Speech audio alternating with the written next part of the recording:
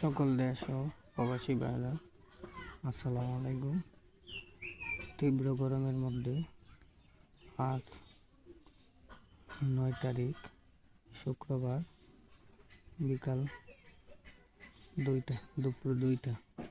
দেখেন তীব্র গরমের মধ্যে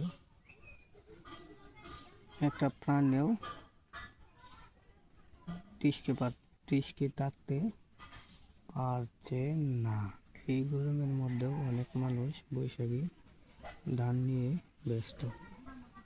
অল্প 2-3 দিনের বৃষ্টি না আসার কারণে একটা প্রাণী শামুকও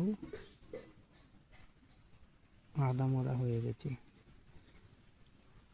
ভিডিওটি দেখেন, শামুকটি অসুস্থ হয়ে অর্ধেকটা প্রায় মরেই গেছে।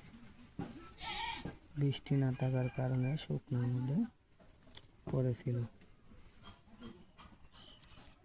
এটাকে আমি নিয়ে একটা গাছের মধ্যে দিয়ে দিতেছি, দেখি সুস্থ হয় নাকি।